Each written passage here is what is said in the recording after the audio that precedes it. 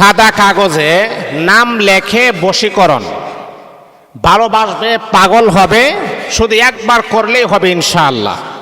অনেক সময় আছে কি জানেন, যে ভালোবাসার মানুষের জন্য আপনি হাজার হাজার লক্ষ লক্ষ টাকা পয়সা আপনি খরচ করেন, তারপরও ভালোবাসার মানুষটাকে আপনি পান না, আপনি ব্যর্থ হয়ে যান। অনেক কবিরাজও বের হয়েছে, বন্ড কবিরাজ, 20,000, 30,000, 1 লক্ষ। গত কয়েকদিন আগে একজন মহিলা আমাকে ফোন দিয়ে বলছে, হুজুর আমার 1,75,000 টাকা আমি খরচ করেছি। একজন কবিরাজ আমার কাছ থেকে 1,75,000 টাকা নিয়েছে। আমি অবাক হইলাম, এত টাকা আপনি দিলেন কেন? সে আর কোনো কথাই বলে না। আমি দেখেন কাজগুলা করতে তো এত টাকা লাগে না, তাহলে আপনি এত টাকা কেন আপনি দিলেন? সে তো আপনার সাথে প্রতারণা করেছে, চিটার, সে আপনার সাথে চিট করেছে। আপনি কি তারই প্রতারণা বুঝতে পারেন নাই? তাহলে এবার চিন্তা করেন, যেই মহিলা, যেই নারী 1,75,000 টাকা খরচ করে, সেই নারী ওই ছেলেটাকে কি পরিমাণ ভালোবাসতেন একটু চিন্তা করছেন? আমি আবারও কথাটা বলছি, যেই নারী 1,75,000 টাকা খরচ করার পরও সেই ছেলেটাকে চাচ্ছে, তাহলে বুঝেন ওই নারীটা ওই ছেলেটাকে কি পরিমাণ ভালোবাসে, কি পরিমাণ মোহাব্বত করে।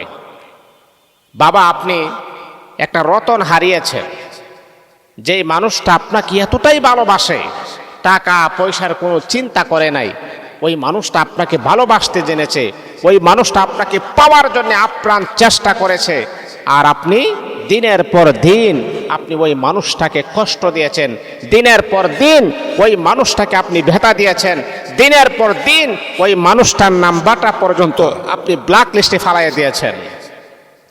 আমি আমার ওই সমস্ত মাকে বলবো, ওই সমস্ত বাবাকে বলবো, যারা দুঃখা খেয়ে বুকা হয়ে গেছেন, আর কোনো রাস্তা পাইতেছেন না, সামনে পিছনে ডানে বামে একেবারে আপনার রাস্তা বন্ধ হয়ে গেছে, তাহলে আমি আপনাকে বলবো, প্রাথমিক অবস্থায় কোনো কবিরাজের কাছে লাফালাফি না করে, দৌড়াদৌড়ি না করে, নিজেরাই একটু আমল করেন, নিজেরাই একটু আমল করেন, নিজেরাই একটু আমল করে দেখেন যে পরিবর্তনটা হয় কিনা।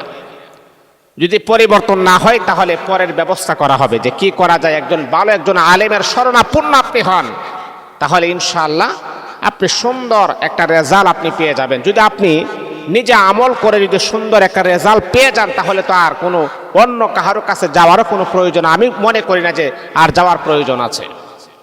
তাহলে কি করবেন? প্রথমে আপনি উযু করে নেবেন, কারণ প্রত্যেকটা আমল পুত পবিত্র অবস্থায় করলে সেটার ভিতরে আল্লাহ পাক অনেক বারাকা দান করেন। উযু করে নেবেন, উযু করার পর সাদা একটা কাগজে যাকে যাকে আপনি আকৃষ্ট করবেন বা বশ করবেন হালালভাবে, আমি আবারও বলছি হারামভাবে যদি কাজগুলা করেন, তাহলে কিন্তু আপনার মনে করেন ভালো হওয়ার চাইতে ক্ষতি হওয়ার সম্ভাবনাটাই বেশি। তাহলে আপনি কি করবেন? সাদা কাগজে যাদেরকে বশ করতে চান তাদের নামগুলো আপনি লিখবেন। লেখার পরে আপনি সুন্দর করে আপনি 7 বার দুরূদে ইব্রাহিম আপনি পড়বেন। 7 বার, যেটা আমরা নামাজে পড়ি দুরূদে ইব্রাহিম, আল্লাহুম্মা সাল্লি আলা মুহাম্মাদিউ ওয়া আলা আলি মুহাম্মাদ কামা সাল্লাইতা আলা ইব্রাহিম ওয়া আলা আলি ইব্রাহিম ইন্নাকা হামিদুম মাজিদ। আল্লাহুম্মা বারিক আলা মুহাম্মাদি ওয়া আলা আলি মুহাম্মাদ কামা বারাকতা আলা ইব্রাহিম ওয়া আলা আলি ইব্রাহিম ইন্নাকা হামিদুম মাজিদ। এইভাবে আপনি 1 বার, 2 বার, 3 বার, 7 বার আপনি পড়বেন। তারপরে হচ্ছে আপনি এই যে ইস্তেগফারটা আপনি 111 বার আপনি পড়বেন। আস্তাগফিরুল্লাহ, আস্তাগফিরুল্লাহ, আস্তাগফিরুল্লাহ, আস্তাগফিরুল্লাহ, আস্তাগফিরুল্লাহ। 111 বার পরে যে নামটা লেখছেন না, সেই নামে আপনি 3টা ফু দিবেন, 3টা ফু দিবেন। ফু দেওয়ার পর এই কাগজটারে সুন্দর করে বইটা আপনি যে মোমবাতি ধরায়া মোমবাতির আগুনে আপনি জ্বালাইয়া দিবেন। জ্বালাইয়া দেওয়ার পরে যে ছাইটা বের হবে না, ওই ছাইটা আপনি কাঁটা যুক্ত যে গাছ আছে সেই গাছের নিচে আপনি রেখে দিবেন।